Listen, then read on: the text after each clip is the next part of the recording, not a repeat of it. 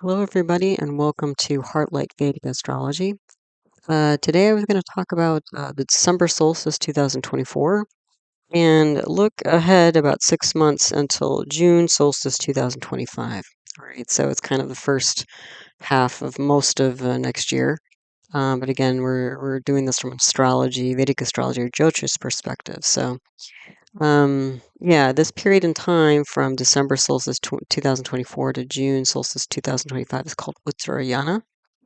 And it's considered to be more auspicious than moving from like a June solstice to December solstice. Okay.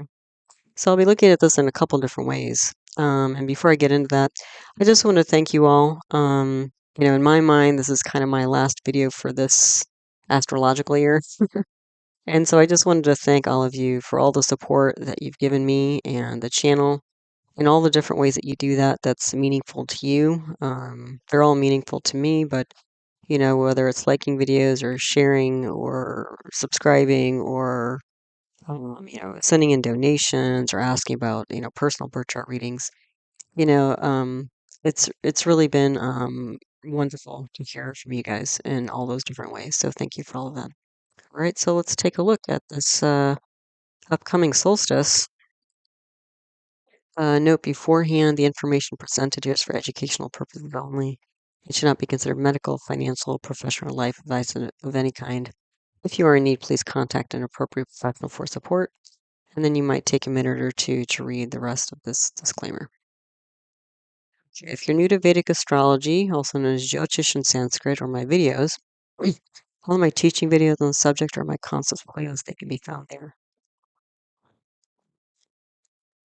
And wherever you see a little asterisk in one of my talks, that means there's a teaching video on that subject if you'd like to learn more. My channel is all about playlists. I'm good about organizing my videos into different playlists so different topic areas are, easier to find all the relevant videos. So like I have a planets grahas playlist, a houses bhavas playlist, a yoga's planetary combinations playlist, and then there are others. If you like to learn astrology by looking at Fermi's birth charts, I have a video titled Birth Chart Archive List 2024, where I list all the famous birth charts I've analyzed on the channel. So famous people, places, moments, and time, and the videos you can find them in. So other videos to watch with this one, to get more out of this talk. Okay, sorry, I think there's a little break in audio, but as I was saying, this is a list of videos to watch with this one, in addition to this one, to get more out of this talk. Because this talk, for the most part, is an interpretation talk where I incorporate a lot of different concepts. So, yeah, so North, South, and East Indian style charts. I do cover Western style charts in that video as well. Introduction to navigating a birth chart. The Lugna, also known as the ascendant, rising sign, or first house. Introduction to the constellations of rashis, constellation or rashi categories. Planetary aspects, natural, benefic, and malefic planets or grahas. Bala or directional strength. Chidra grahas or planets of vulnerability. Planetary exaltation, debilitation, or uccha nicca. Swagrahas or planets in our own sign or star. Planet retrogression or vakri. Nakshatras or lunar mansions. Karako bhava or planet breaking house. Parivartana yoga, exchange of houses, solar yogas, lunar yogas. So, yeah, a lot to learn potentially. So, let's take a look. Okay, so I'm actually looking at the solstice is coming basically 6 month time in two different ways, and this is the first, okay? So, like in my monthly videos, if you've ever watched one of my monthly videos, I typically look at the first and last day of the month to kind of see how the sky pattern changes over time. And so that's what I've done here, okay, to begin with. And then I'll look at the exact time of the solstice and analyze that specific chart. But just so we kind of get a, general feel for what's going on in the sky and how things are going to shift, okay? So we have here, now I originally thought, well, I'll just do December solstice 2024 and then June solstice 2025. And then when I saw month by month what was going through, happening in the sky, I was like, we really need to talk about the middle piece here. So I chose the March equinox time or day to look because we have this really pretty serious phenomenon. We'll talk about it in a minute or two, but there's some pretty serious stuff going down. Let's put it that way. In the middle of the 6-month period. So I thought, well, I didn't want to miss that. Okay, at least give you the heads up for that. Okay, so 3 charts here. The first one is December solstice, so this is December 21st. And the actual time, Eastern Standard Time, that's the time zone I live in, is 4:21 a.m.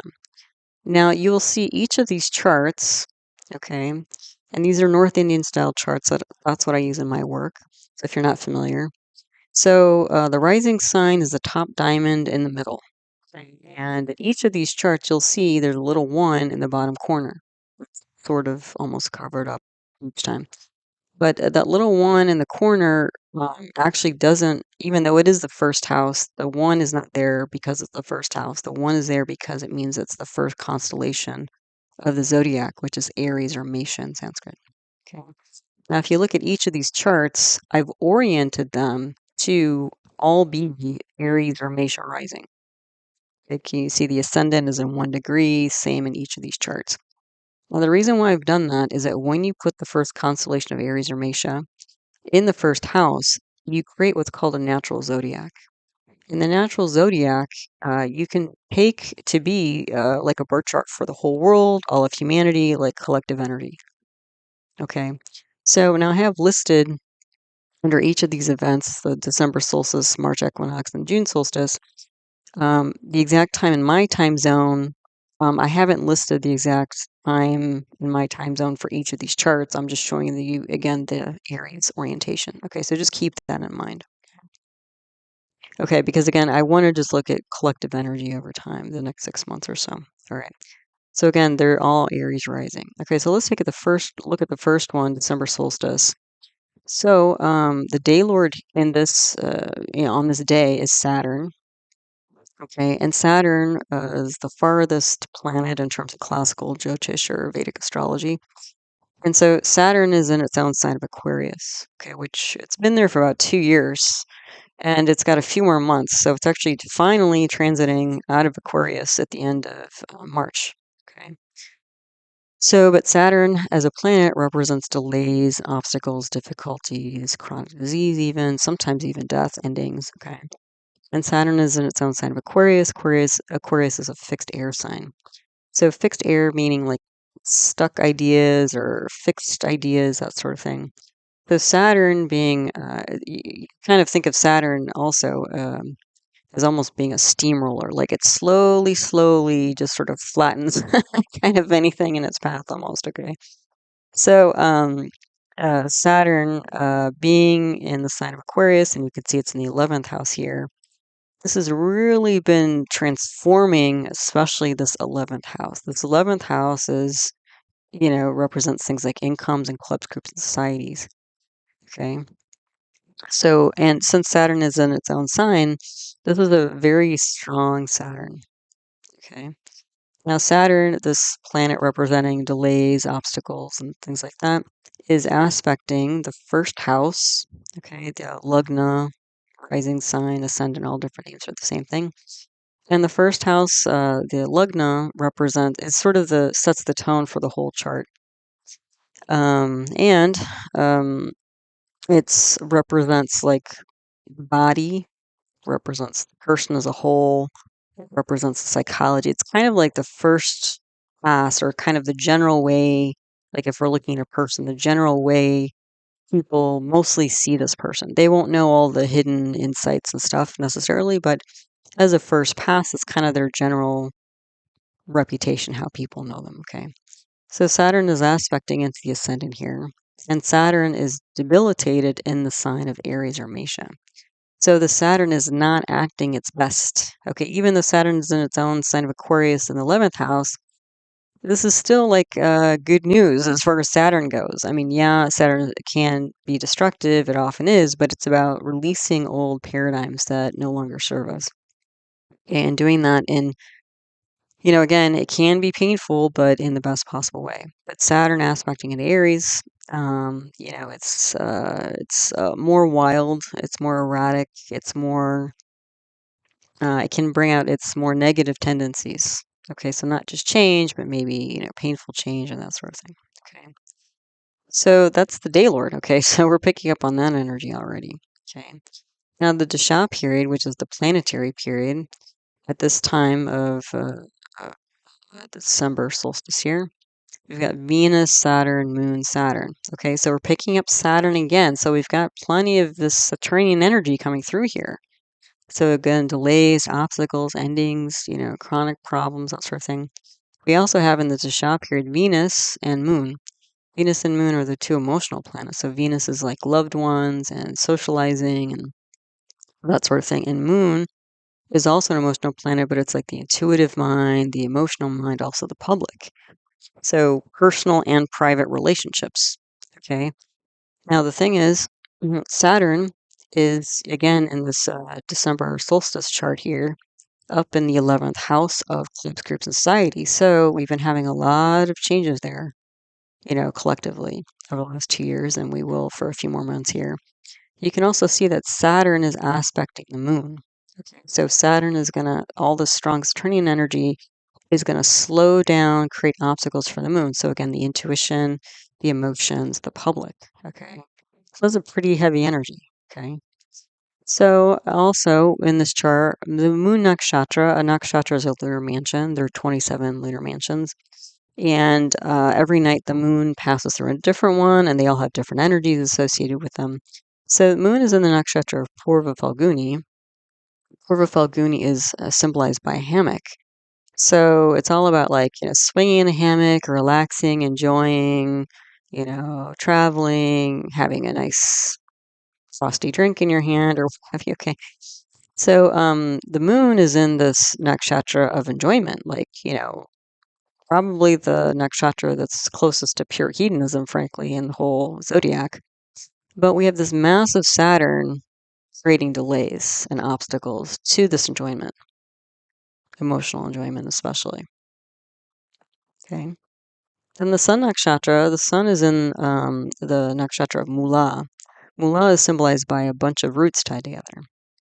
And so you can kind of think about farming when you think about Mula. But the thing about Mula is you are planting seed, you are potentially growing things, but you have to remember that the little seed that's planted, most seeds that are planted don't make it all the way to the surface. They don't survive the journey. So it's kind of an arduous, transformative place. Okay. Now, the sun represents things like career, it represents purpose, it represents soul. And so, with sun being in this nakshatra of Mula, there's a lot of transformation of those things. So, big, sort of life journey topics. Okay. The sun also represents authority and father. Now, the thing is, sun is in the 9th house here of this chart. And the 9th house, so sun represents father, authority, government. And the 9th house represents father, authority, government. So it seems maybe kind of good initially. Oh, we've got sun in this house, and that's all good. Extra double up on the energy. But in Vedic astrology, when you have this situation going on, it's called a karako bhavanasha. Okay. Karako bhavanasha means planet breaking house. So what that means is when you have sun in the 9th house, it's almost like there's too much of the same energy. And so they clash and cause problems. And so when we have sun in the 9th house as a karaka bhavanasha, you can basically assume that there's going to be problems with father government authority. Okay, not necessarily between the native of the chart and the father government, but with the government itself, potentially, maybe the father has health problems or maybe the government is completely unstable. Now, what's interesting, to me, is that, the sun is just in the first, 6 degrees, more or less, of Sagittarius in the 9th house here. The sun last week it was just at the tail end of Scorpio here. Okay, and I mentioned that when sun crosses from Scorpio to Sagittarius, this is a Gandanta point or an edge point, and it's very unstable. Okay, and so when I saw sun going through Gandanta and then hanging out in Mula for a while, I was mentioning that there could be problems with father, problems with government, problem with authority, literally even endings here. Okay, because Mula, for example, the deity associated with Mula is Nriti, which is a form of the goddess Kali, which is the goddess of death and destruction. This is not like an easy breezy. It's a pretty strong energy for most planets to handle, especially when they don't have a lot of support. And Saturn here does not have a lot of support. Okay. And again, what was interesting to me is in the last couple weeks, we've had things like in the United States, the largest private healthcare insurance company CEO was gunned down outside of one of their meetings in New York City. Okay, so government authority, or well, authority at least. And what else happened? Oh, the Syrian government collapsed. The French government, more or less collapsed because the president or prime minister did not gain the vote of confidence from the supportive assembly or whatever. And then Germany, the same thing. Like the chancellor did not survive the vote of confidence in Germany. So we have three governments essentially collapse or go through major shifts. And the CEO passed away. And I think there was another CEO. I can't remember their name or what they were in charge of, but there's a lot. There's a lot of turning over here. Okay. And so the thing is, the sun represents like the president, the king, again, government authority, the head honcho here. And so when they unexpectedly leave, when there's no like graceful transition of power, this can create a lot of chaos. Okay. And so that's what we're starting off with here. Okay. And this energy, as we see, there's going to be a lot of movement here over the next, again, 6 months. But this is where we're starting off. Okay. So more context. So Saturn, the other thing is Saturn is not only on the lugna, so the rising sign, but on Moon, and it's not on Venus, but it is the dispositor. It is the ruler owner of the house that Venus is in, because Venus is in Capricorn.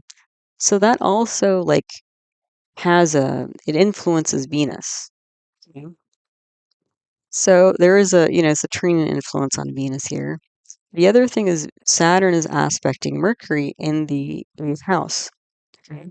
So Saturn is influencing the two emotional planets, Moon and Venus, and it's influencing the two mind planets, Moon and Mercury. So I'm already seeing here, and then the thing is, Saturn is, again, destabilized by being debilitated in the Lugna here, the first house. The other thing is that the dispositor of the first house is Mars. Mars has an underline underneath it. That means Mars is retrograde. Mars is in its sign of debilitation in Cancer. So this is a very shaky first house here that we're all starting off with. Okay, and then Saturn on or influencing the two mind planets and two emotional planets. This is a lot of mental emotional stress. Okay. And unfortunately, it is a bit of a foreshadowing for the next 6 months. Okay. And we'll see as I go into the specific chart of the December solstice that I think there's actually like kind of guidance coming through. Okay. But again, we're just starting off here with, the next few days, what we're seeing. Okay. So the Lugnatia, as I mentioned, the Lugnatia is the ruling planet of the chart, which is Mars. It's debilitated, I mentioned, in the 4th house. The sun is in Karko. There are some sun and moon yogas here. So the sun does have some support, some positive support, because you have Venus on one side of the sun in the next house, and then Mercury and the sign before the sun. Those are two natural benefic planets. And so they're supporting the sun. So they're supporting, that gives us some, better thoughts or better, hopes for what's happening here with this transformative energy with the sun. The thing though is that we have, kind of an opposite situation with the moon. In the sign after second from the moon, we have Ketu. Ketu is an explosive, erratic energy, and it's considered a natural malefic. The sign before the moon, which is the 12th house to the moon, is this debilitated Mars. So we have a lot of erratic energy around the moon, which again is the intuitive mind, the emotional mind, and the public. Okay, so a lot of, there's a lot of, mental unrest and public unrest that we're starting off with here, in this December solstice time. Um, so I think what this, just looking at this, and again, I'm going to get into the specifics of this chart, after I go through this slide. But I think already what this is sort of begging the question of is like, how do you respond to all of this? I mean, this is not an easy breezy moment here. Yeah. So, anyway, that's where we're starting. Then if we look at March equinox, this is going to be March 20th, 2025. The exact time, Eastern Standard Time is 5:01 a.m. This chart is also an Aries or Mesha rising, so we get a natural zodiac. The day lord in the second chart here is Jupiter. And Jupiter is in the second house. And Jupiter is in the nakshatra of Rohini. So Jupiter represents oral communication. And the second house represents oral communication. And Rohini is a nakshatra that's considered to be the most kind of attractive or seductive and luscious and fertile and that sort of thing. So this is a lot of really beautiful speech, okay, going on here. So the Shah period is Saturn, Rahu, Saturn, Venus. Well, okay, we're picking up Saturn again. Saturn is still in Aquarius. Okay. Now, Rahu and Venus are in the 12th house. You can see this big mound of planets in the 12th house here. We have Mercury retrograde, Sun, Rahu, and Venus retrograde. Okay. Now, you can see they're all pretty close together also. I believe at this time, Mercury and Venus are both combust, meaning you can't see them. Saturn, I believe, also is combust because it's within 10 degrees, right? They're all within about 10 degrees. Yeah, so I believe at this time, Mercury, Venus, and Saturn, these three planets are all combust, meaning that you can't see them with your eyes because they're so close to the sun essentially eclipses them. Okay. The other thing is that Rahu is here, and the sun is very close to Rahu. And again, this March 20th day is actually right in between two eclipses. So eclipse energy, if you're not familiar, brings a lot of unexpected, strange, unusual events, okay? And there's 4 planets in the 12th house. The 12th house represents losses, expenditures, also foreign affairs and that sort of thing. So there's some leadership energy here because of these 5 planets in the corner, even though 4 of them, and you can see Saturn is about to join because at I think the March 29th, I believe it is, Saturn will finally move from Aquarius into Pisces. So you're actually going to have 5 planets about a week after this March equinox. 5 planets, 3 combust. All 5 of these planets will be in 2 nakshatras. The first nakshatra is Purva Bhadrapada, and the second nakshatra is Uttara Bhadrapada. So the first nakshatra is represented by the front legs of a funeral pyre, and the second nakshatra is represented by the back legs of a funeral pyre. Just from that image, and 3 combust planets and an eclipse going on, this is a lot of unexpected loss, death, destruction coming up. Okay. Now, there is some good news here, okay, before everybody gets too, wound up about it. Good news is Venus is in its sign of exaltation, and Venus is the worldly advisor, it's the social grace planet, it's the social, socializing planet. It's love, it's compassion, generosity, the finer things of life. Okay. Now you can see I think you can see it. There's this sort of curved yellow line between the second house and the 12th house. That's because Jupiter is in the sign of Venus, and Venus is a sign of Jupiter, and so that's what we call parivartana yoga, where you can exchange those 2 planets. So that means Jupiter comes back to its own house, and Venus goes to, you can swap them in your mind. So Jupiter is the great benefic. So yeah, I always talk about Jupiter to me as sort of like Santa Claus, okay? It's like generous and happy and jolly and joking and, uh, you know, financially abundant, and compassionate and fair and just, truthful, all the great teacher, the great spiritual teacher as well. And so it's nice, despite this, again, focused pravraja yoga. The pravraja yoga is this 4 planets in the 12th house. That's a life focus combination. Despite this massive, there is going to be some massive loss here. Okay, in March. And it's going to build up. And then once Saturn gets in here, the last week of March, it's going to take a while, I think, until Sun will be moving out of there mid-April. And that's when Sun will go into Aries where it's exalted.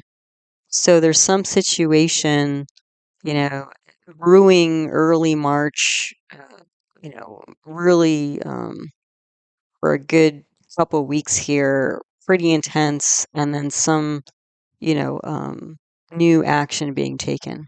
Okay. So getting back to Jupiter and Venus, the Venus contribution to this is that Jupiter going into its own sign in Pisces will protect to some degree what's going on with all this 12th house loss, expenditure, foreign affairs stuff. Now, Jupiter being in its own house, and Venus being there, again, you have the two great benefics in there. That should take the edge off of whatever is going on here. There should be some compassion or humanitarian effort here. Okay, this might be some sort of pretty serious natural disaster, frankly. Okay, now Jupiter going to its own house in the 12th, it's more likely to take the edge off, make this, some sort of compassionate type of loss. But unfortunately, it will not necessarily protect human beings that it refers to. Okay, because this big conglomeration, this pravraja yoga in the 12th house, again, Mercury rules 2 houses. It rules the 3rd and the 6th. Okay. So it's going to bring 3rd and 6th house issues to the 12th house. So 3rd house represents siblings, 6th house represents enemies. Okay. Venus is going to draw 2nd house issues and 7th house issues to the 12th house. So 2nd house is family, inner circle. 7th house is spouse and business partners. Sun, let's see, Sun here is the Lord of the 5th house representing children. Saturn's not there yet, but give it another week. Saturn will be in this 12th house mix. Saturn is Lord of the 10th house of daily activities, 9 to 5 work, and 11th house, clubs, groups, societies. There's, between these, once Saturn gets in here, 5 planets, 2, 4, 6, 7 houses, the energy of 7 houses will be brought into the 12th house. And that's not even counting the Jupiter through parivartana. Some major event is going to be happening at the end of March. Okay, that it's so yeah, luckily Mars is not involved here. Mars is a very explosive planet. However, even though we're looking at the 12th house here and we've got a big circle around it, Mars is aspecting K2 in the 6th house of enemies, and these planets, Mercury, Sun, Venus, Saturn, are aspecting the 6th house as well. So even though it looks, your eyeballs sort of go to the 12th house here, and I've circled it, we've also have to consider that the 6th house of enemies um, is going to be quite active as well. Okay, so the 6th and 12th house. I mean, this is pretty, it looks like it might be some pretty hardcore energy. And again, at least Jupiter and Venus are, involved in doing what they can to smooth the situation over. Okay. So sorry, yeah. But so again, I felt like I needed to put that up there just so people knew it was coming with a little, give people a little bit of heads up. Okay, so the Dasha period here we talked about. So the Moon Nakshatra, luckily the Moon Nakshatra is in Anuradha. Anuradha is a victory nakshatra and victory through building bridges and forming alliances.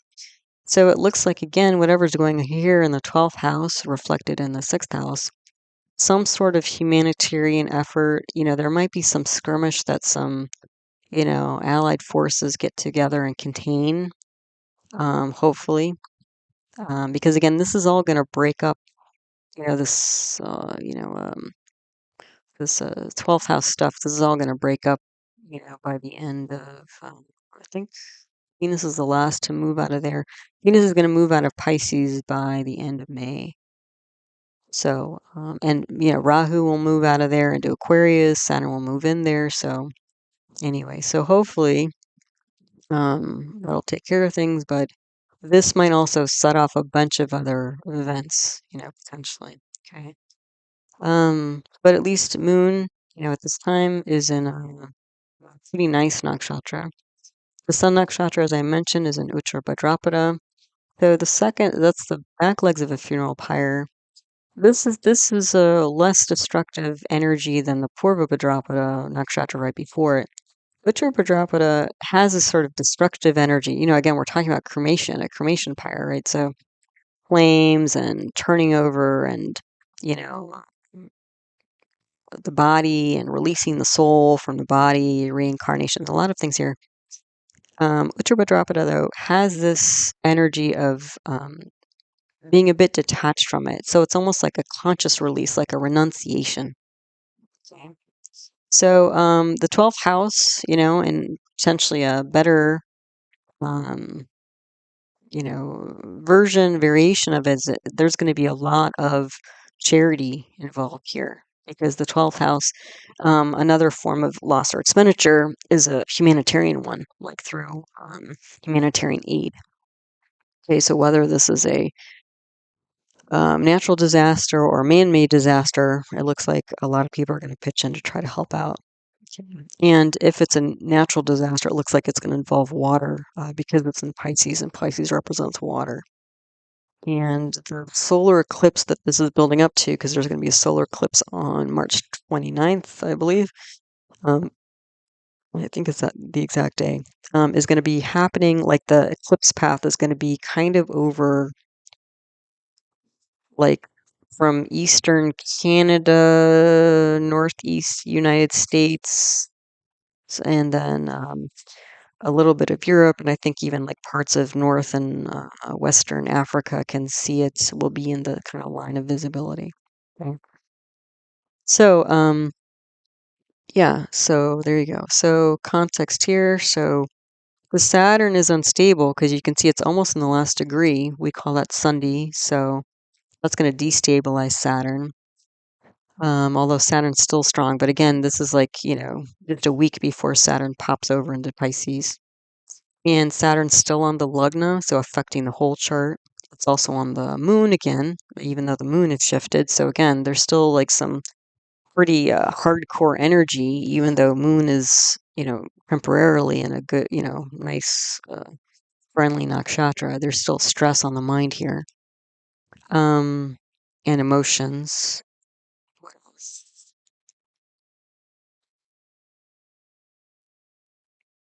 Yeah, also this massive Saturn is on the 5th house. The 5th house is the intellect. The 8th house is Saturn's on the 8th house. The 8th house is deep psychology. So there's worry and stress, anxiety, depression, a lot of mood stuff going on here. Okay. We do have a bunch of yogas. We have the parivartana I mentioned between Jupiter and Venus, which should help a bit. The other thing is it's Jupiter, Venus, even if they weren't in parivartana, just the fact that the two great benefics are on either side of the lugna, what's called a Shubhakartra yoga. That creates like how do I say, like a positive support for this moment in time. Okay. So that's also giving me, some, again, better this than not. Okay. Even if there is some loss going on here, it's a good thing that we have this parivartana between Jupiter and Venus. It's a good thing we have a Shubhakartra yoga, positive. They call it a scissors yoga, planetary combination to take the edge off of this stuff. Okay. The thing though is that, again, I just don't want to neglect the fact that uh, a lot of this is being reflected in a more chaotic version down in sixth house of enemies. So, pravraja yoga, I mentioned that's that four planets all together. Similar, the definition of pravraja is very close to stellium if you follow Western astrology. There is also Balarishta yoga here, so that's also challenging. Balarishta yoga is when you have, I consider it when you have four or more planets in negative houses, and in this chart you have 1, 2, 3, 4, 5, 6, 7, and then very soon 8. So 7 out of 9 planets are in negative houses. That's going to create more challenge. Okay, so, just FYI, this is what's coming this spring. Uh, we had the sun in Karko Bhavanasha here. So planet breaking house in the first chart. We have a Mars in Karko Bhavanasha because Mars represents siblings and it's in the third house of siblings. So this could be some difficulty with siblings, also the third house is neighbors. But again, this Mars is aspecting the sixth house of enemies, and Mars also represents enemies. Mars also is aspecting the ninth house of government authority, and Mars is aspecting, where it's exalted, the 10th house of daily activities. So it may be, especially because the sixth house is a dual earth sign of Virgo, and the 12th house is dual water sign. We might actually have both man-made and natural disasters happening simultaneously. Yeah. So, yeah, again, and then the eclipse too, among all this stuff. So I would expect the unexpected losses, but some sort of humane response to all of this going on. And okay, then June solstice here. So it's June 20th, 2025. The actual time, Eastern Standard Time, is 22:41. Although again, I have another Aries lugna here. The day lord is Venus, and Venus is at the top here. So social grace, worldly counsel, um, finer things of life. And Venus is in a nakshatra of Bharani, which is symbolized by a womb. So this might be, actually bringing women's issues to the top here, people's minds for various reasons. Also, this could be literally like a practical birth, the job period in this last chart is Mercury, Mars, K2, Moon. Okay, so Mercury and Moon, the two mind planets, and you can see Mars and K2 have now conjoined in the fifth house of children, of like public stage. Okay, so this might be that there is actually some military, um, operation or skirmish going on here. Okay, unfortunately. So, yeah, and this is the Mars and K2 with Mercury. This is going to be a lot of like innovation, destroying the old, especially because Mars at that time is in Maga. Maga is a nakshatra symbolized by a throne. So this can be, again, government authority creating chaos or chaos within the government, that sort of thing. And also the Mars and K2, there's a lot of anger and confusion. They represent anger and confusion with Mercury and Moon, the mind and emotions. So you can see that through the three, charts here in December, March, and June, there's a lot of mental, emotional stress going on.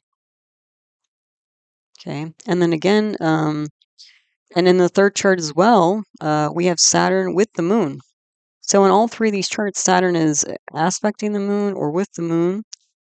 And then the Saturn with the moon on the 12th house, this is again like difficulties of the mind, loss and expenditures through difficulties of the mind and the public. And when we have Saturn in the same sign as moon, this is what we call a sati sati.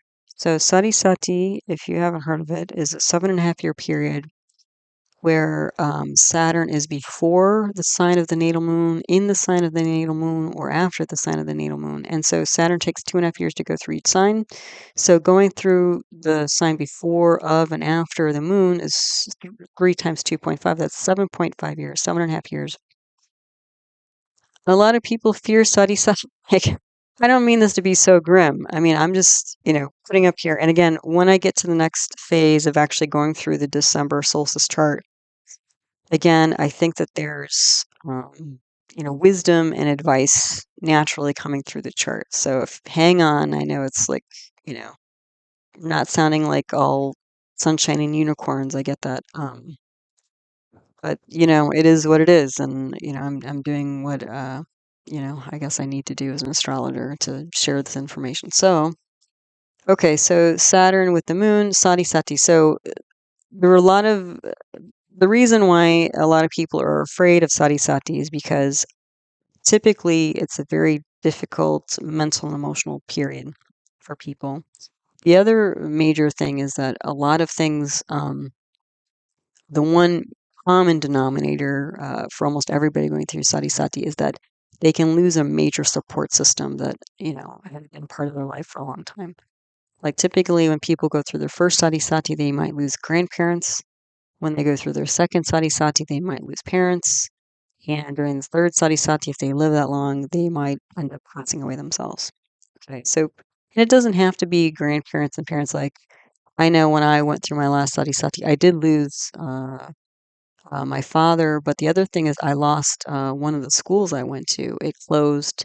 And not only did it close, but the dean of the program that was there when I was a student died, and then the founder of the school died. So it was like just completely like wiped out, like the whole, the whole thing, not just the school. Like the dean was still there, and it's like the whole thing got wiped out. It was like pretty amazing, actually, like from a astrology perspective. But yeah.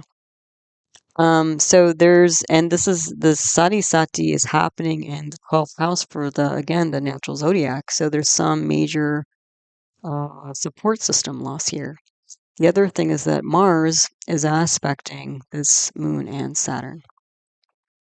So again, this could be a international military conflict. As if we don't have enough already, right? So yeah. Okay, so the moon nakshatra is in Revati. That's at the very end here. Okay, so Revati is like endings of things, but it is like a gentle nakshatra, so that's kind of nice. The sun nakshatra at this time is in Mrigashirsha. Mrigashirsha is symbolized by a deer's head. So there's a lot of seeking energy here. And you can see in the third house of this last chart that we have Sun, Jupiter, and Mercury all in sign of Mercury, Gemini. This is a dual air sign, so a lot of ideas going on here. With Jupiter and Mercury together, this is the writing and publication, planets here with the sun. This is like, I see this as like new government laws, government edicts, government contracts, government news, publications. Because again, whatever happened in March, now there's sort of the new guard coming through here. Because again, we saw that coming with the sun, karako, bhava, nashaya in the December chart. There's going to be more turnover of government authorities. Okay, so sun again in Mrigashirsha, the governments or authorities, father seeking new rules and regulations, essentially. So context, sati sati we talked about. We have a swan Mercury here. So again, a lot of ideas is being generated. And what else do we have? New government ideas, government authority ideas.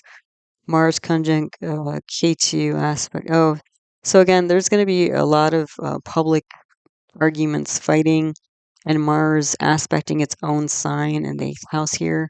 This is going to be a very contentious, I would say, mindset. People are going to be on edge.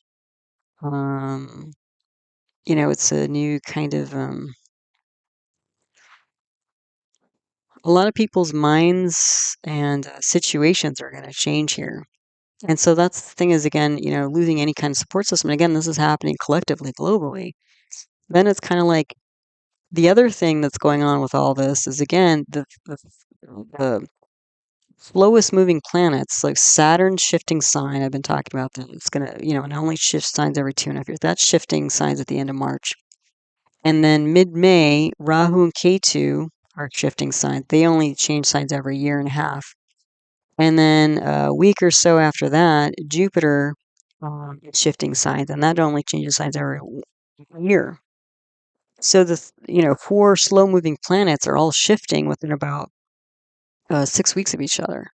So what that means is the whole game board here is changing. And so when the game board changes, we change.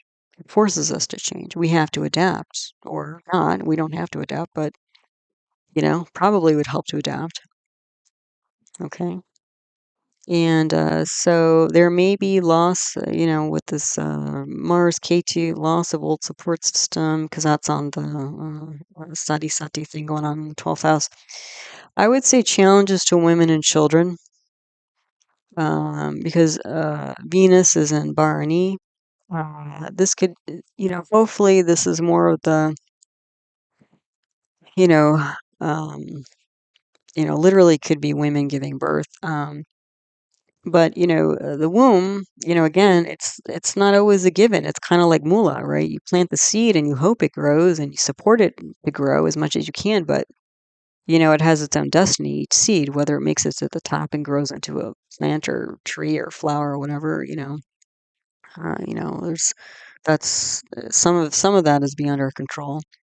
And so Venus and Bharani, this could literally be women dying or being birthed, either side, because again, Bharani is a womb, right? So it's the whole life cycle. So some people are gonna move up, and some people are gonna move down.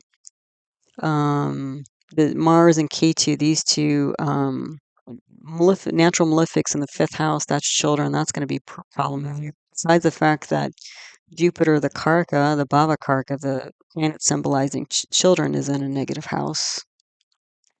So challenges to that. The other thing is the other moon is also another planet representing women.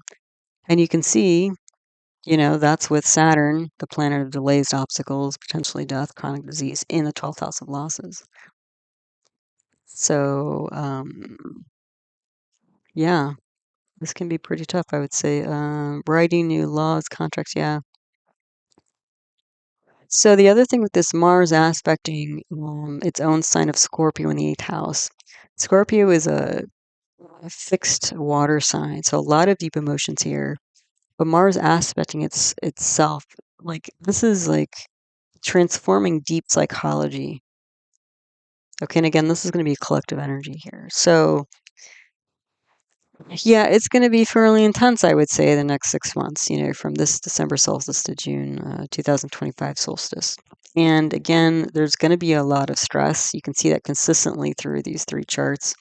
So again, the question is, what do we do? Do we just kind of sit around and wait for the hatchet to fall? No, not necessarily. And we'll see as I look at the specific chart for the December solstice what that might indicate in terms of, potential guidance, that sort of thing. So let's take a look at that now. Okay, so here's the chart for the December solstice 2024. And this is 21st December, 4:21 a.m. Eastern Standard Time. So you can see we're dealing with a Libra rising or Tula rising, Tula Lugna here. So again, the rising sign, Lugna is the top diamond in the middle in a North Indian style chart. And that little 7 you can barely see in the bottom corner, that's a 7 zodiac sign or Libra or Tula. And then to get to the other houses, you count counterclockwise, so up and to the left to go like the second house, and you always count inclusively. So start at the Lugna, and then the second house is that top diamond or triangle on the left where Mercury is, and then you go from there. Okay. So the day lord for this moment is Venus, and our lord's also Venus. So that's a lot of socializing, but also I would say love. That's what Venus represents. So And the thing is, you have Mars right across from it. So there's a mutual aspect between Venus and Mars. So that's a passion combination. But also, Mars is the action planet. So I would say love is an action here. Okay, that's right at the top here. The Dasha period for this moment in time is more Venus. So Venus again, Rahu, and Saturn. So Rahu is in the sixth house of enemies. Rahu is an energy of like being unexpected, hidden, unusual. And Rahu is in the nakshatra of Uttarayana, so destruction, but sort of like again distance or detachment from transformation. And then Saturn, as we've talked about, it's in Aquarius, and it's in the nakshatra called Shatabisha, which translates as 100 healers. So Saturn being the planet representing delays and obstacles, chronic disease, death can be as well. And Shatabisha, that's more likely to indicate like a difficulty with health-related issues, difficult things that are difficult to heal or ameliorate or that sort of thing. Okay. So Venus is in the fourth house of home. Rahu is in the sixth house of enemies, and Saturn's in the fifth house of children, romance, and also kind of a public stage. Yeah. So I would say issues at home, just bringing these three together. Now the Dasha period, planetary period, is going to shift from Venus, Rahu, Saturn to Venus, Rahu, Mercury on 16th of January, and that's going to extend through June 20th, which again is the summer solstice. Okay, the 2025. So we have this initial energy with Saturn, so delays, but then Mercury is involved here. So Mercury, luckily, is in a nakshatra called Anuradha, which again is the victory gate, and it's a victory through building alliances and communication. Okay. So the Lagna nakshatra is in Vishaka. Vishaka is a victory nakshatra as well, but it's victory at all costs. Okay. And sometimes that can be a pretty virulent, kind of, like the all's fair in love and war type of energy, which can be. But I feel like in this chart, it's more about, again, protecting the self, okay, nurturing the self. Because I think because we did, we looked at the, kind of December, March, June charts, there's a lot coming forward, and Saturn was on the moon in all three of those charts, so a lot of mental emotional stress. So this is what I was saying is that already from this, I'm feeling like the energy of this chart, despite the challenges going on here, is that again, if there's guidance to be gained from this chart, it's protect yourself, love yourself, protect your mental health and happiness, because the fourth home, where Venus is the Lugnatia, the ruling planet for the whole chart, is in the fourth house. And Mars is there, and Mars, even though Mars is debilitated, in Cancer where it's sitting, Mars is exalted in Capricorn where Venus is sitting. So that's going to be a strong Mars, again, a strong action. And Mars is in a nakshatra called Pucha, which is symbolized by a cow's udder, which represents like emotional stability, grounding, support, that sort of thing. So a lot of grounding, support, emotional stability brought to Venus, the ruling planet for the whole chart, at home. Okay, and in addition to that, we have Jupiter, the great benefic, aspecting from the eighth house of deep psychology onto this Venus-Mars combination of Capricorn in the fourth house of happiness at home. And Jupiter, luckily, is also in a pretty good nakshatra. Jupiter's in the nakshatra of Rohini, which is like the great, beautiful, lovely, fertile, abundant type energy. So that's nice. And Venus is in the nakshatra of Shravana. Shravana is symbolized by an ear sometimes 3 footprints. So that's all about like, stories and listening and speaking and that sort of thing. So what I was saying here is that there's this really quite nice nesting energy in the fourth house where Venus the Lugnatia is, despite the other outer stuff going on. So that's where I felt like this was advice because Venus keeps coming up. It's like love yourself, support yourself, protect your yeah, loved ones, but like, you also being one of those loved ones. And so if you focus, like this chart seems to be telling me, if we focus on protecting our happiness, protecting our mental health, our emotional health, that sort of thing. I mean, that's how half the wars in this world get started anyway. It's because people are so out of balance, right?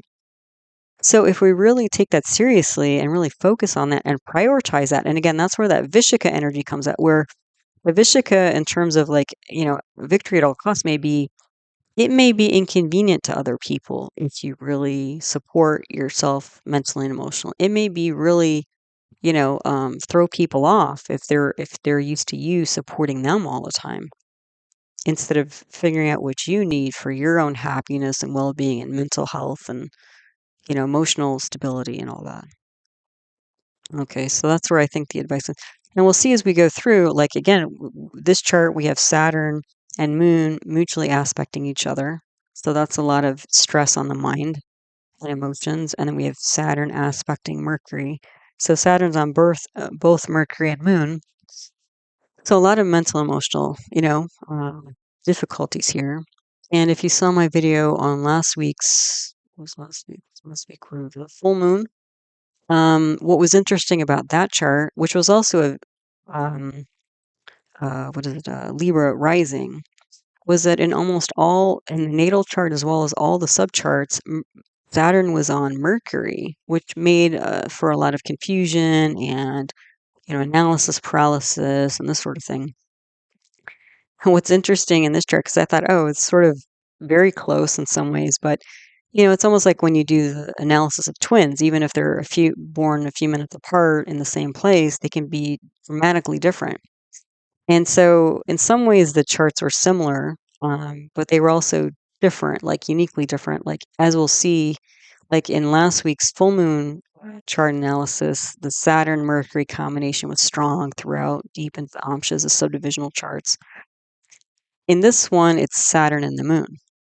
So there's still mental stress, but now there's emotional stress. So it's like a dual layer thing going through the amshas, which I thought was very interesting. Okay, so victory at all costs, and again, the victory is supporting yourself and making yourself happy, and you know, um, providing mental, and emotional support for yourself. And your little cushy. The other thing is the fourth house not only represents home and it represents family lineage and stuff like that, but fourth house uh, also literally can represent house, but it's also a moksha sthana, so a house of freedom.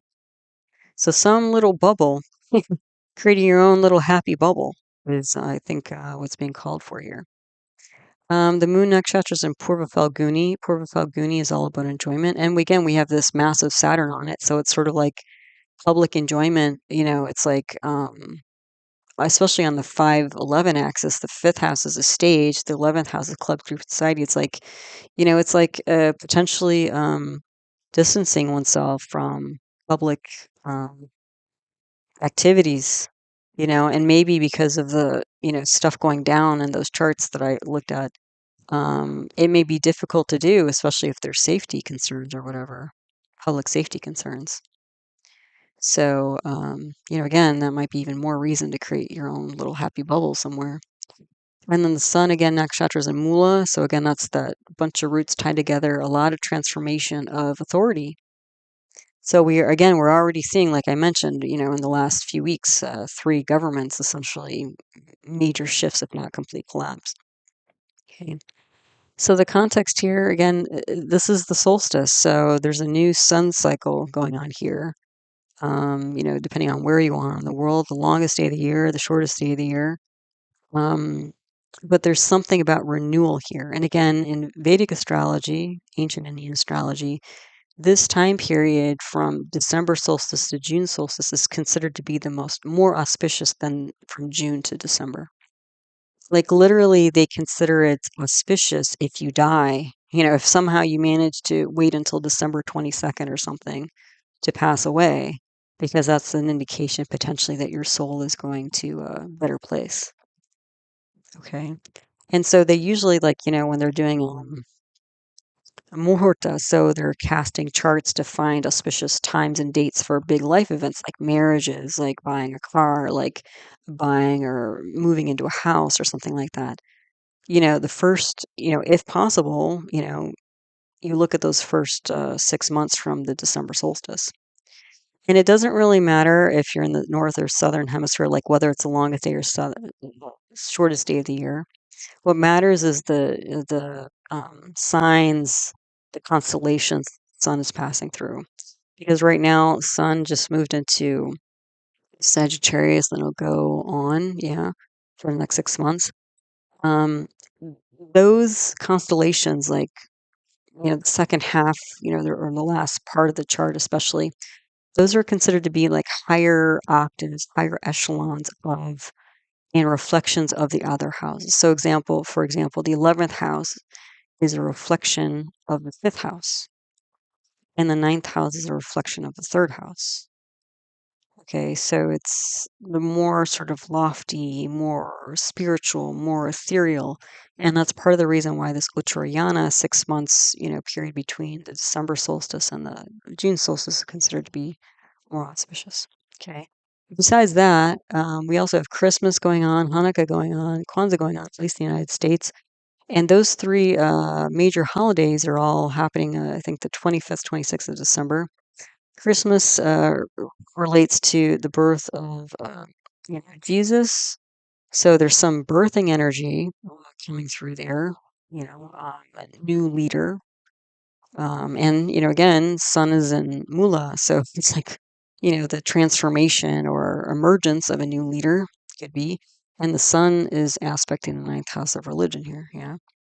Then Hanukkah, so that's related to, it's a big holiday in the United States. I understand it may not be so in other parts of the world, but in the United States it is.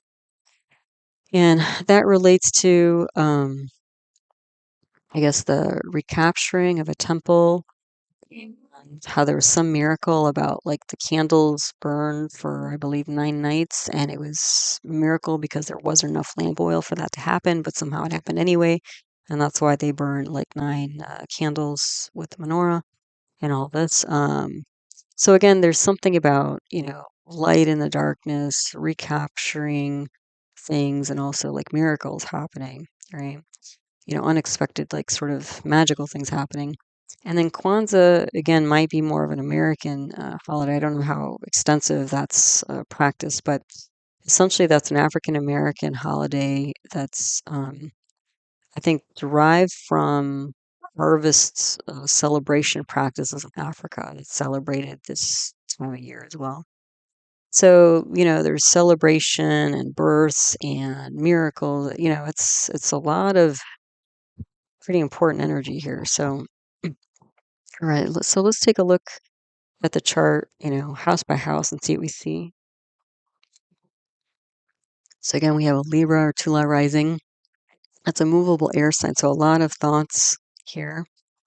Um, again, a pretty thoughtful person if this was a person. The Lugna is aspected by debilitated retrograde Mars.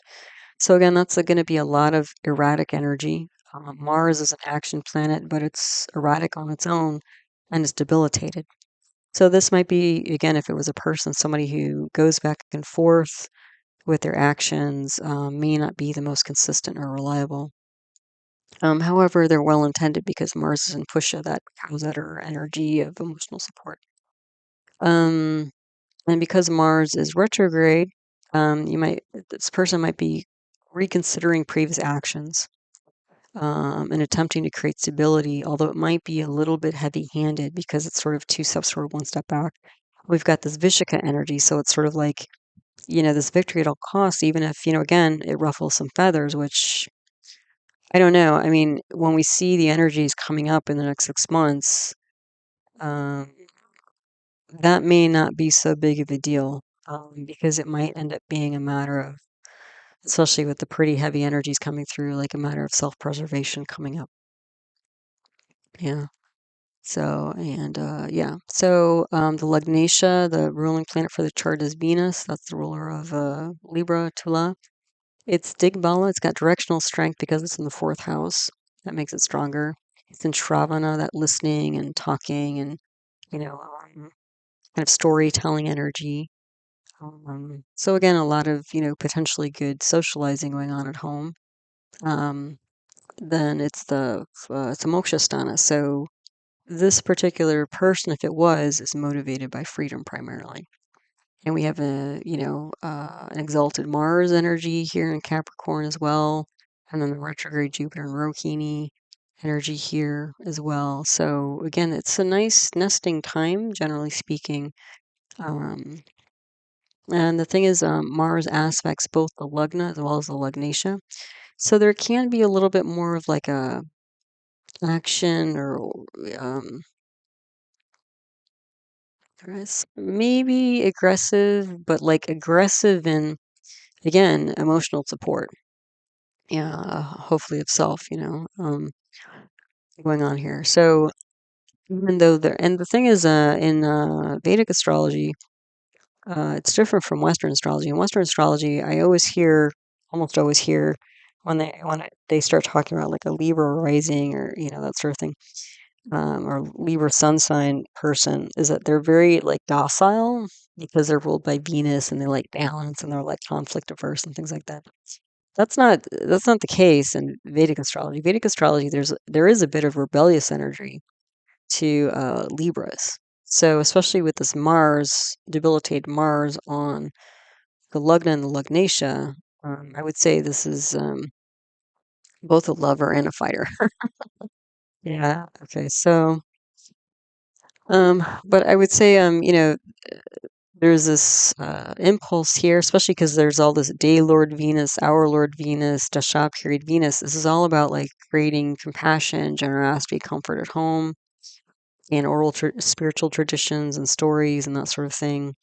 The fourth Lord is of Swa, Saturn, Shatabisha. So even though there's like a nest here, pretty nice, cozy nest here at home in this little bubble, the floor is still, I would say, unstable, especially because Saturn's going to be switching signs out of Aquarius, about midway in this Uttarayana period. Um, but it does bring strength and tradition, potentially also genetic disease, because the fourth house can represent genetic disease. And Lord of fourth house has gone to the fifth, so it might be passing on some sort of genetic issues, or conservative nature to children. Yeah. So we do have a Subhachari yoga. That's a solar yoga. That's the sun being supported by Mercury and Venus, two benefics on either side. That's going to support this transformation of sun and protect it a bit. Hopefully give better outcomes, happier outcomes. We do also have an Anafa lunar yoga here. That's the Mars in the 12th house from the moon. There is some support because it's a natural, no, it's a true planet, but it's also destabilized because it's debilitated and it's a natural malefic planet. And on the other side, flanking the moon, is Ketu. So we have two natural malefics flanking the moon. That'll bring the mind down some bit. And the thing is, both of those energies are both erratic. So there can be this kind of, again, like mental or emotional rebellious, you know, um, thing going on. And again, that might be reviewing the actions of the past and realizing where we have not been supporting ourselves fully and revising that moving forward. Yeah. So there's also a Shasha Yoga here. That's at Saturn in its own sign. Even though it's a natural malefic, there is still some power that comes from that. And there is also Balarishta Yoga here. So four planets in negative houses. A Balarishta Yoga, like in somebody's chart, can indicate that there's difficulties in childhood. And maybe if it's really strong, that person may not survive childhood. So it's a precarious moment. Let's put it that way. So with all these yogas, difficulty, power, but support as well. And the chidra grahas, or planets of vulnerability, are Mercury, Jupiter, Saturn, and Moon. So Mercury and Jupiter are the two education planets, and to writing, publishing, and kind of idea and philosophy planets. Saturn is there, again, delays, obstacles, and the Moon is there. So Moon and Mercury are the two mind planets. So you can see there's like creating new ideas and philosophies about mental health through challenges. Yeah, at least that's there. But those are that's a vulnerable point. So it may be that like if this was a person, maybe previously they weren't very good about really supporting and nurturing and protecting their mental and emotional health. You know, especially if they have this erratic energy, um, they might be more impulsive. And so, yeah, so it might be good to kind of settle down on your own. So, yeah, so Mercury, Jupiter. So Mercury represents education. Jupiter does too. Mercury and Jupiter represent speech. Um, Saturn, again, difficulties. Moon represents mother. Jupiter represents children. So, these are things that can be, difficult issues in somebody's life, like mom, children, speech, education, news, um, that sort of thing. Now, in terms of like, wealth and money, the yogi planet, which represents wealth, is Mercury. And that's in the second house of assets, which is kind of nice, although you have Saturn on it, bringing that down. The aviyogi, which is a planet representing, lack of wealth, is Mars, and that's aspecting, both the lugna and the lugnasha. So that's going to bring the chart down. And then the duplicate yogi is Moon, and Moon is in the 11th house of income. So what's interesting to me is the yogi and duplicate yogis, which are planets representing wealth, are Mercury and the Moon, the two mind planets. And the aviyogi is Mars representing actions. So it's almost like actions, erratic actions, potentially are kind of a negative influence in this person's life. But Mercury and Moon, again, if well protected, if supported, mental, emotional being part of somebody, or if they're built up and protected, can be a source of wealth. I mean, maybe literally, like maybe it translates into dollars or euros or whatever, but um, somebody is very strong mentally, emotionally. That's the whole, like when I teach yoga and stuff like that. I mean, that's the whole point of yoga, is to develop enough mental discipline that no matter what fluctuations are happening in the outer world, the inner world, it's like a calm, placid lake internally.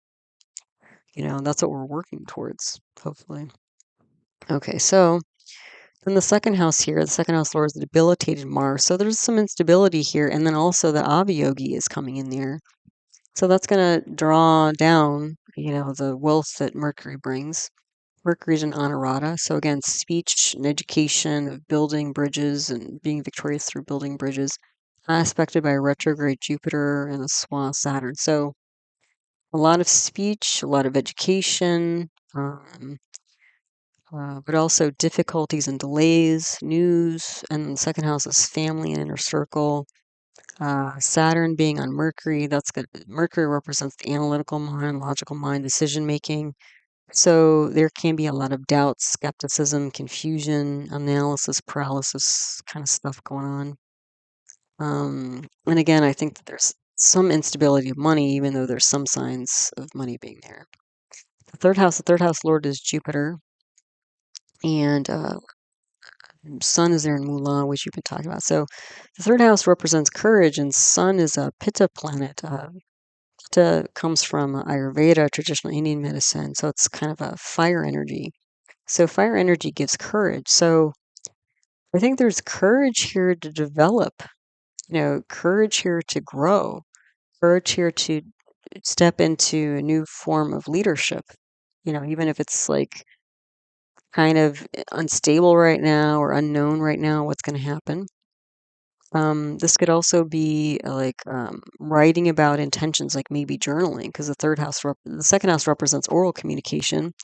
The third house represents non-oral communication, so like physical communication of some kind. So this could be like, maybe journaling about intentions of what kind of person you like to become or what you like to do, what kind of goals you like to set for yourself, almost like a New Year's resolution type energy here. Reviewing where you've been, what you've done, and like, did it create the sort of life or outcome or circumstances that you wanted, or what can you change? How can you learn from past and move forward in a better way to create, a better life? Um, and then, but the third house is also siblings, so that sun and mula, this could be, unfortunately, something related to the siblings, maybe neighbors as well, because third house can be neighbors, like spoiling the mood or an event or something like that. Because sun is also represents like vitality and health, general health and stuff. And so it being in mula, it can be like, again, it's not like a bright and shiny, happy sun energy here. Okay. The other thing is that the Lord Jupiter has gone 6 houses away and to the eighth house. So that's bringing some negative energy here to the third house. So if the siblings, like if there's some sort of, holiday event or something, the siblings may not be in the best frame of mind or in the best mood, Um, the fourth house here, we've been talking about the Lord is a Swa, Saturn, Venus is there, aspected by Mars and Jupiter. So nesting, entertaining, cooking, baking, at home, supporting mom potentially, and again, really focusing on nurturing one's own happiness. The fifth house Lord is a Swa Saturn.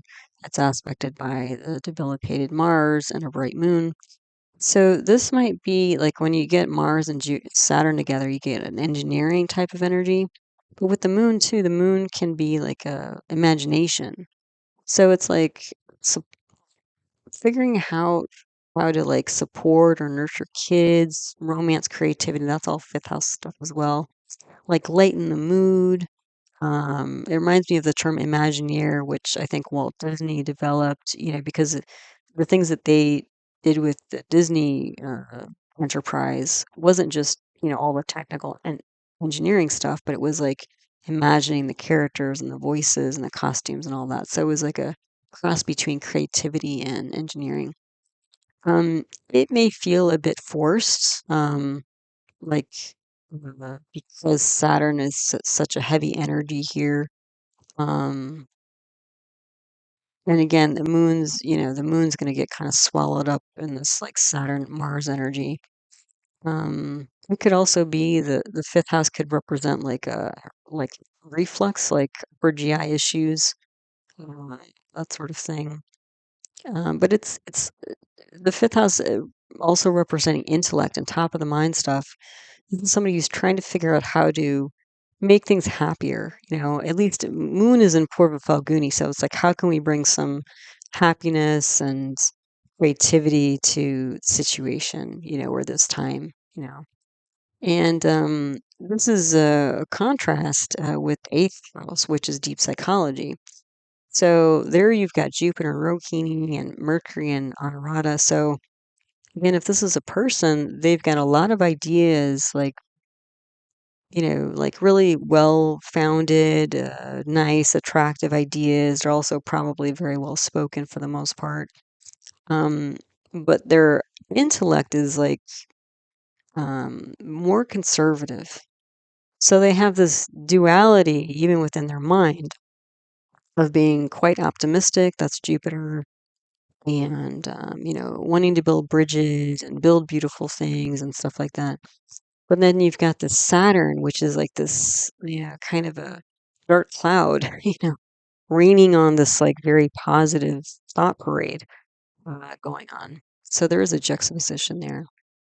And so it's kind of like, maybe this, you know, initial idea that seems to be like a guidance type of energy of protecting the mind and emotions is that, again, if we can focus on more of the Mercury Jupiter energy here, because again, we're seeing a lot of thoughts here, right? We've got a movable air sign in the Lugna. We've got Mercury and Jupiter mutually aspecting each other. That's going to be a lot of ideas.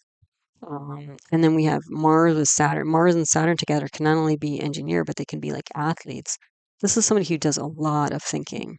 And that may be even more um, a reason why, like again, this particular person, if it was a person, it's really important to protect their like mental and emotional, health, well-being. Yeah. So then the next we have the other houses here.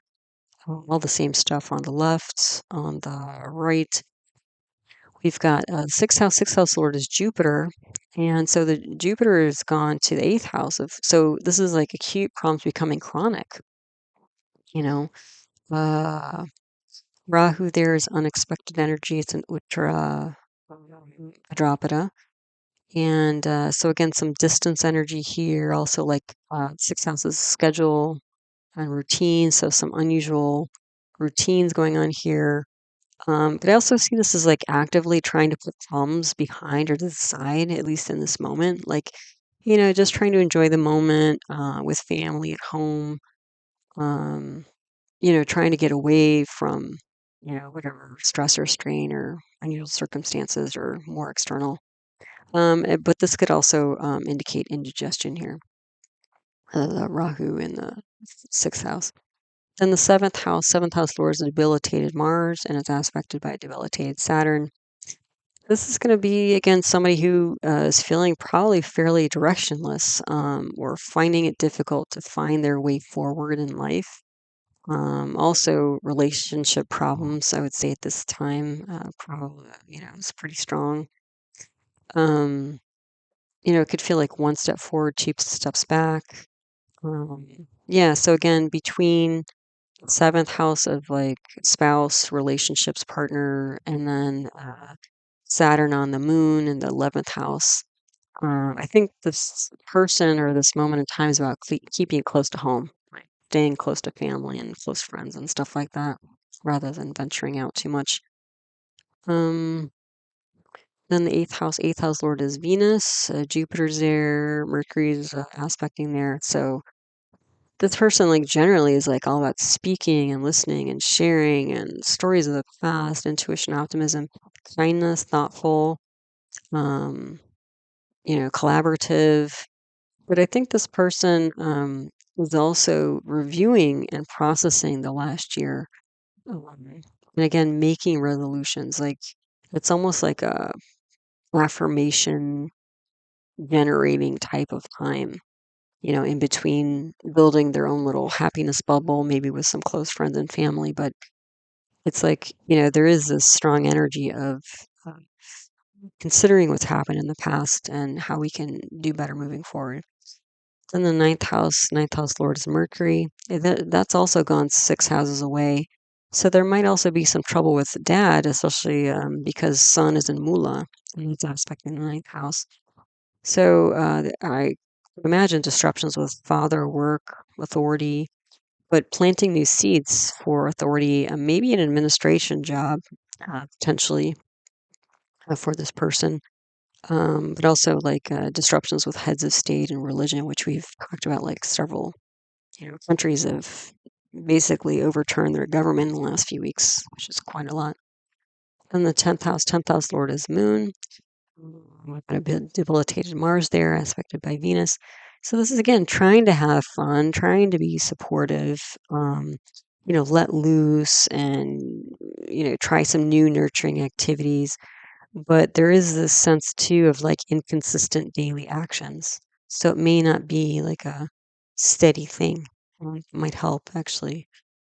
Then the 11th house lord is that sun and Mula. Moon's there. It's aspected by Saturn.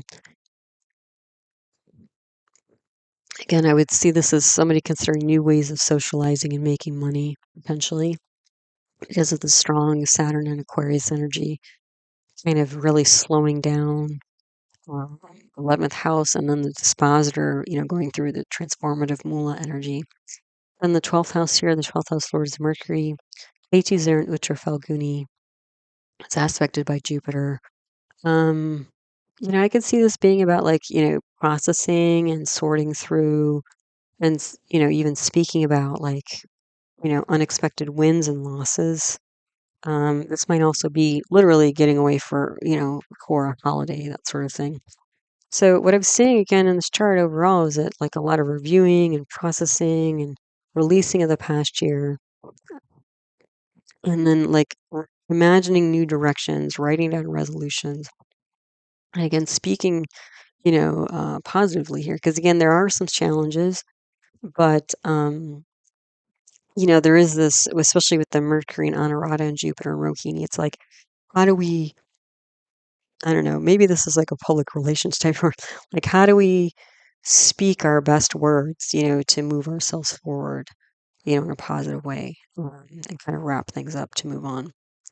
Okay, so now let's take a look at the amshas or subdivisional charts for more info. Okay, so now I'm going to go through the subzodiacs or amshas. These are basically more finely tuned bits of information that we always bring back to the natal chart.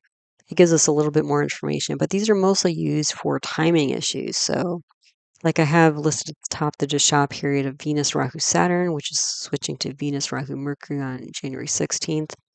So I've circled planets in those Dasha periods because those are the planets that are going to be a little bit more active or influential. You can kind of think about it that way. So on this chart, we have relationships. So the top is the Navamsha D9 for spouse and partnerships, and the second chart is Draken and D3 for siblings. So here, the Lugnatia is Mercury at the top.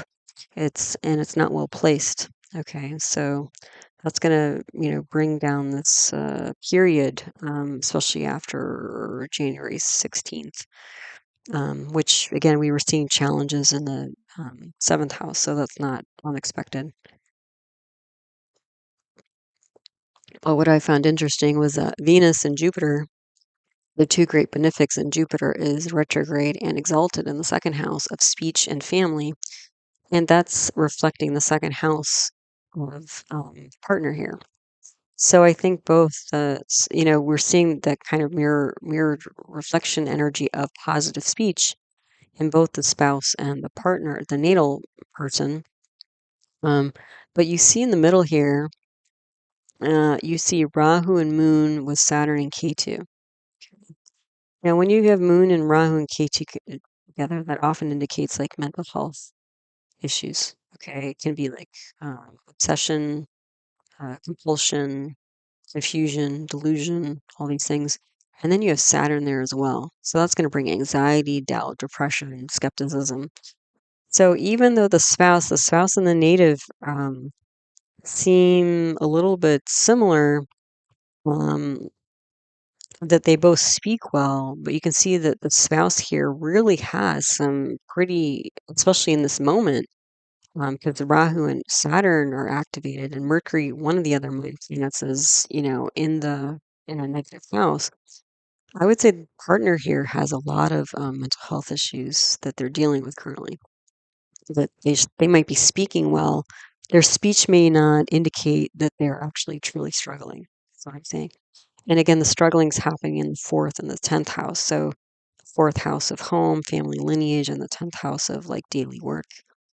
Um, yeah, so yeah. But hopefully they're, the good, potentially good thing is like the Venus and Jupiter, those are the two counselors. Venus is the worldly counselor, and Jupiter is a spiritual counselor, and they're in the second house. So hopefully they're, at least Venus is active right now. Hopefully they're getting some counseling and maybe from like inner circle or family to support them through this. Or maybe, yeah, well, it's not in their seventh house. So probably family, inner circle is supporting them through this difficult time. Then the Drake in a D3. And that's the other thing to look at, which watch as we go through these different amshas, is how many times Saturn is on the moon. Okay, because again, this Saturn's going to bring delays, obstacles, skepticism, doubts to the moon, the mind, and also slow down the intuition. Okay, or make somebody doubt their intuition. Yeah, going to cloud up their field, their head and their heart. So in the Drake into D3, all the grahas are well placed, which is great, but the Lugnatia here is debilitated. and it's on the Rahu Ketu axis. So this can also give, kind of strange, um, erratic decision making. That's not, always great to see.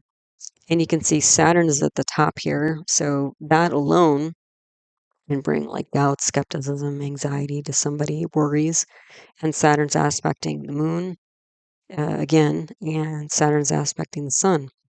And those three actually, what is it? Moon is an enemy of Saturn, and Saturn's an enemy of Sun. So there's a lot of arguments going on as well here, potentially. Venus is also debilitated, so it's in a positive house, but it's debilitated. And but it is Banga because Mercury and Venus are both debilitated, but because they aspect each other and they're in each other's um, debilitation sign, but they're exalted, that kind of breaks the debilitation a bit, brings it up a bit, but not fully. But again, we have, emphasis on the 410 axis. So like the natal chart, like the D9, and also, Saturn at the top there. So, 1, 4, 10, we keep looking at those energies, those houses. Jupiter's aspecting the second house where it's exalted. So again, speaking well, like the native, like the spouse. But you can see with Saturn on Sun, Moon, and Mercury, uh, mental, emotional challenges and difficulty finding their way to move forward. Personal leadership is difficult here. So you can see, like, every, you'll see it like running through as we go through. Like every house is kind of a similar kind of vibe, with the mental, emotional health issues. Um, and that might be part of the genetic, problem also. Because mental health tends to run in families. It can, not always, but can. So then here on this chart, or this slide, we have more relationships. So at the top, we have the Saptamsha D7 for children, and then Dwadashamsha D12 for parents and grandparents. So in the top chart, Saturn is not well placed. I said looking to socialize and have fun. So the fifth house is Mercury and Anurata. The seventh house, seventh house is Rahu. There's an ambition here. Yeah, and then Venus is in the ninth house of like spiritual community and that sort of thing. So, but the thing is, Saturn is on the moon and Venus. That's gonna, dampen emotions, hold people back. And Saturn is aspecting Mercury in the fifth house of playing creativity. And Saturn is on Moon and Venus emotions. And Saturn is on what else? Jupiter and Mars. Play and fun and activities and stuff like that. So it's just like it's kind of like really heavy emotions here, kind of like a wet blanket, you know. So yeah, I think it's a really challenging time for kids right now. Kids related to this native person. Yeah. So again, we're seeing kind of the same thing over and over again. You know. So Dwada Shamsha D12, parents and grandparents. Mercury's not well placed again. And Saturn's on Venus and Moon. So Saturn's on the two emotional planets. Heavy emotions, also, in the Lugna, so for the overall chart as well. And Venus there is debilitated as well. So, that's pretty hard. And Saturn, Venus, and Moon, this whole combination is in the seventh house of relationships. So that might also be why maybe family line tend to maybe isolate a little bit from socializing, kind of keep to themselves, maybe be insular. Rahu is in the 10th house, so there's some drive towards activity.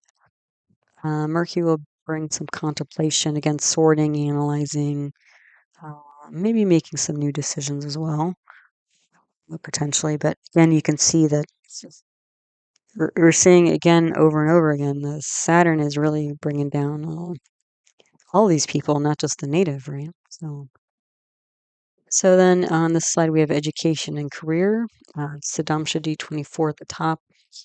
Venus and Mercury are not well placed. Mercury is Swatho in the 12th house. So this might indicate some retreat or holiday or study abroad, potentially. There's a parivartana exchange of houses between Jupiter and Mars. So, like, this person might be interested in law, but I was thinking more like administration type stuff or higher education, higher ed administration potentially. Because Mars is going to be like a CEO type person. Yeah, so there might be some stuff going on there, but this person might be more interested right now because Venus and Mercury are not in positive signs or positive houses.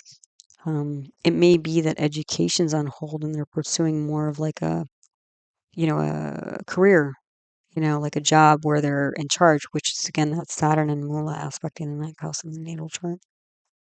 Then the D10 Deshamsha career, all the grahas are well placed. There's two parivartanas here, one between Saturn and Sun and one between Mercury and Mars. So the two leadership planets, Sun and Mars, are here. So leadership administration.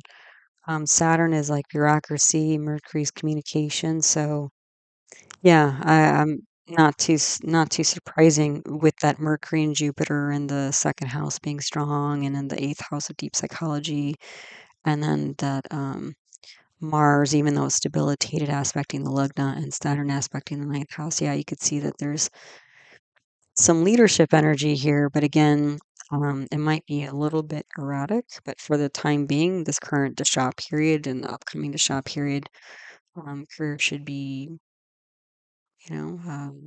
pretty good overall, especially with these parivartanas going on. Then on this slide, we have some wealth stuff. So the top chart is Rudamsha D11 for income. The second chart is Chatra Tamsha D4 for assets. So in the first chart, Venus and Mercury are not well placed. So there can be acute issues and changes, especially because Venus is in the third house. So this might be related to a new role because you can see there's sun, there's a Karko Bhavanasha sun here. Sun in the ninth house with Rahu and Ketu, so unexpected, changes or with Venus from third house, unexpected changes related to advice through authority. Or just the government changing, that could be. Yeah, so it just seems like things are a bit unsteady right now because there's no solid direction, like authority, whether through this person or their boss or government or whatever. So Chatra Chamshati for assets, Rahu and Mercury are not well placed, but they are in Parivartana. That will make them a little bit stronger. There's a Swas, Saturn, and Rahu in the eighth house with Moon and Mercury. This would give like a really obsessive energy. I would see like a lot of stress, obsession about, assets, loss of assets, that sort of thing. This might also indicate some interest in foreign business, overseas business, retreat, but there's some protection of tangible losses, but I can see this being like very, very stressful, the money assets piece, which again, that was brought up on the natal chart, instability related to income and assets. And here we have health charts. So Tajik D6 for acute issues, then the Tajik D8 for chronic issues, and the Bamsha D27 for strength and resilience. So in the top chart, Venus is not well placed. It's with its sole enemy Jupiter. So this could be issues with relationships, spouse, children. Saturn is on the moon again. Mental and emotional health issues, especially related to social and income stuff.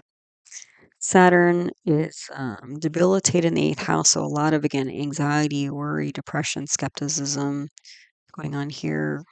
So, acute mental health issues are pretty clear.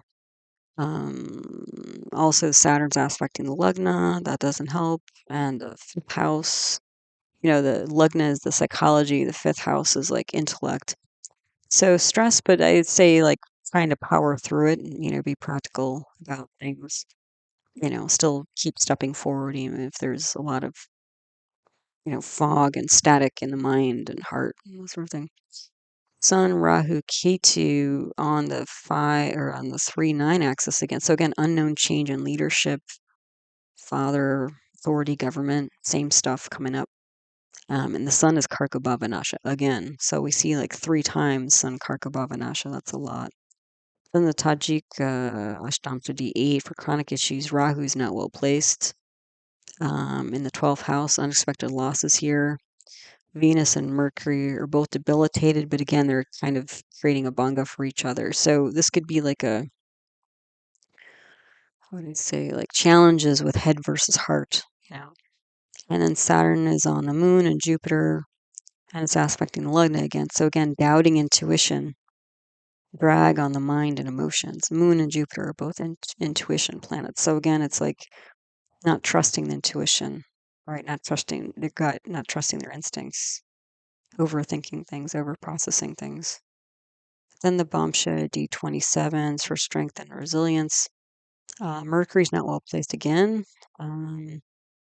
There's usually when a active planet's in the 3rd or 8th house that can indicate a change or ending.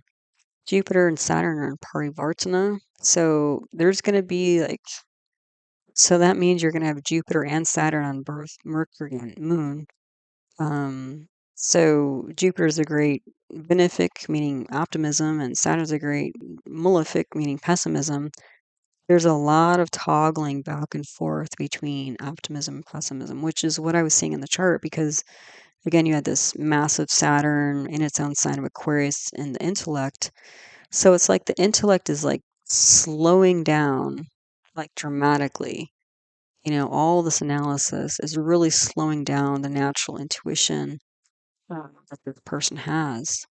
And it's probably exhausting, I would imagine. I would think it would be. Then the Lugnatia in this D27 is Mars. It's gone to the 12th house. So this can indicate like retreat or escapism type stuff a little bit. Yeah. So again, we're seeing like mental health issues um, all through, the amshas here. Then this last slide is spirituality and worship. At the top, we have the Panchamsha D5 for innate spirituality, then the Vimshamsha D20 for formal worship. So on the top, Venus is not well placed. And look at this, we have the Swa Sun with Mars. Really strong leadership energy in the 7th house. So this is like leading others. Yeah, this is a natural thing that this person does. Then there's this Swa, Jupiter, and Rahu in the 11th house. There's this massive ambition towards clubs and groups, also income as well, potentially. So naturally, this person is like uh, and that's part of their spirituality, like gathering and leading groups. That's a big thing. Saturn is in the 8th house and it's aspecting Moon again. So anxiety, depression, doubts again. So during certain periods, like when this person's running Sun or when they're running Jupiter, this person might get really, really spiritual and then might like completely back off. So again, this is kind of like, erratic pattern like the debilitated Mars in the natal chart where this person's not very consistent. But during certain, dasha periods or sub-dasha periods, bhuktis, like they might suddenly get really, really spiritual and then like let it go. And then the Vimshamsa D20, there's Swa, Saturn,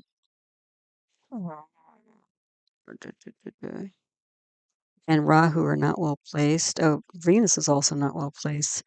So not a great time for formal worship.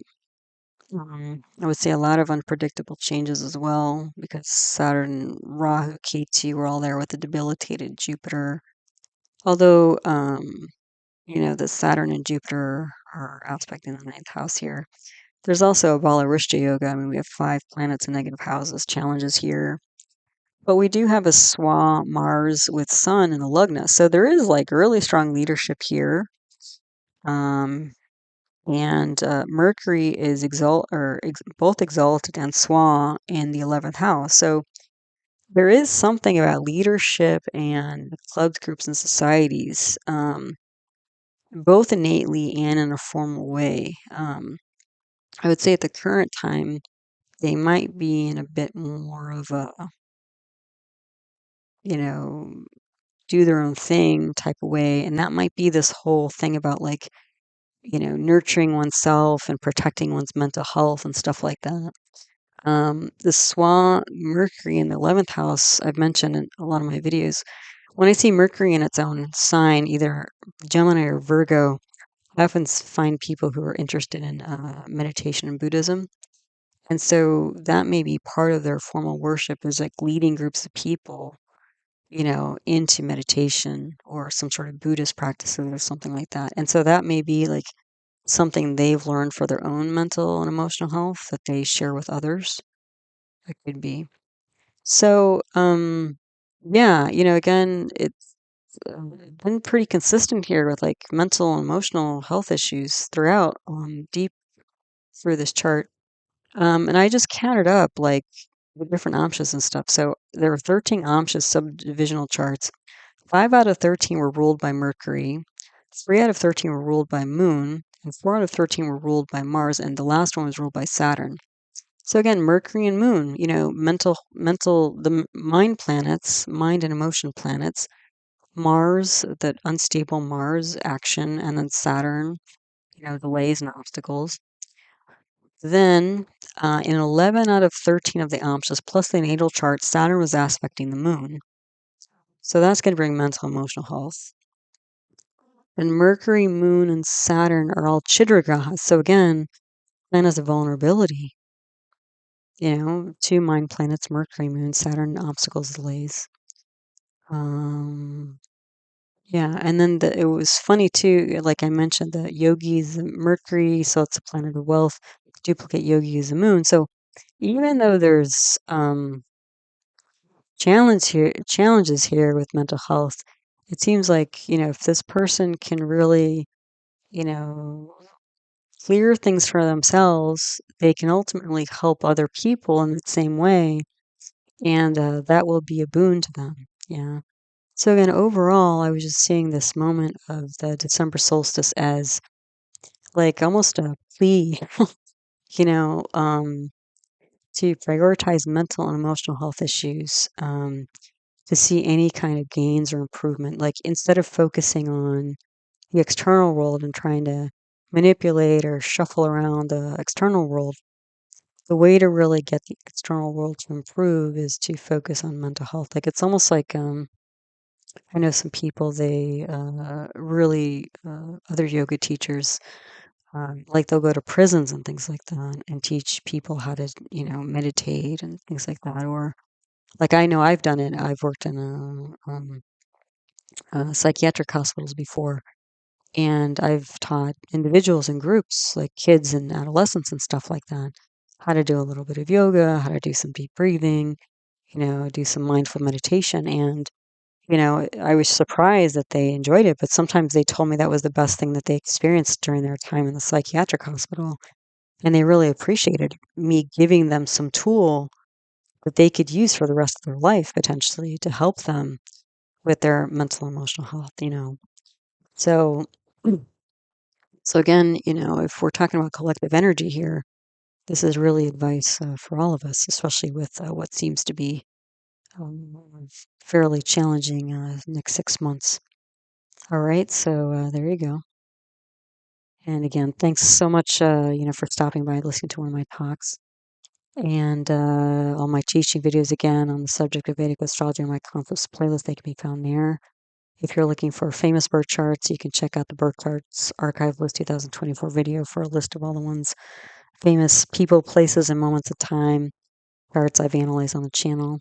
I do offer individual birth chart readings. You can email heartlightastro@yahoo.com for more info, but I offer those live on Zoom, on Skype, as recorded video, and I do offer gift certificates if that's interesting to you.